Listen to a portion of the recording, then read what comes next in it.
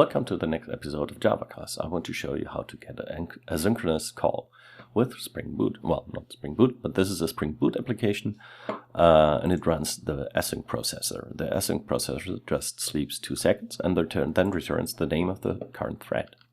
So if we call it, we get the time when we start, have a loop, and call the long time running method 4 times, and then return each time the output and return how long it takes. So here you see you get main 4 times and it always takes 2 seconds in between.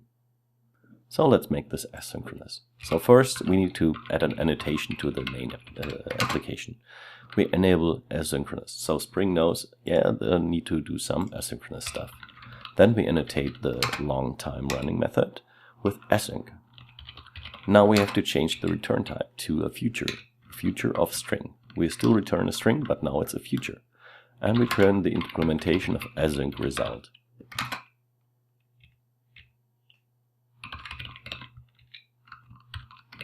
Now we have to change the call of the whole thing.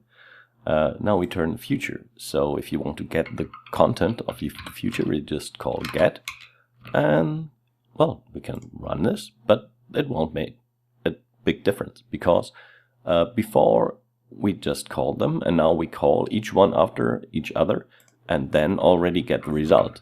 So we have to tweak this whole thing because, well, it won't work asynchronously yet.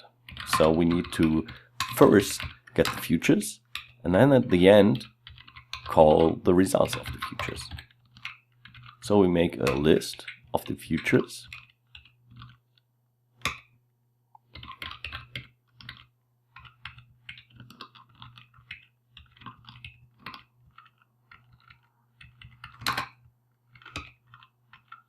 Okay, and then we add the future to the result list.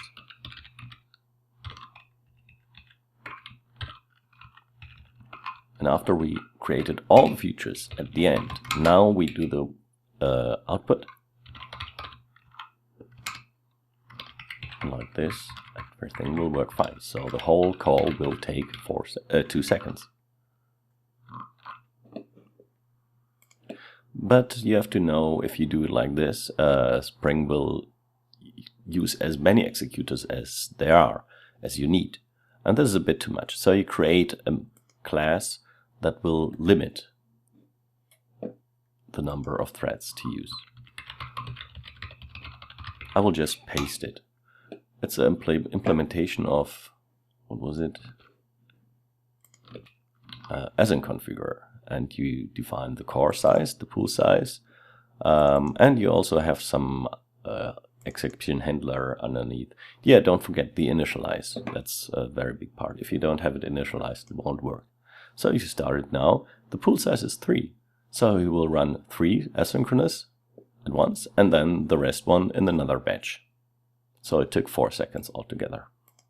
So if you want to know more, Spring also has some documentation. You can find an example there too, and have fun, and see you next time. Bye.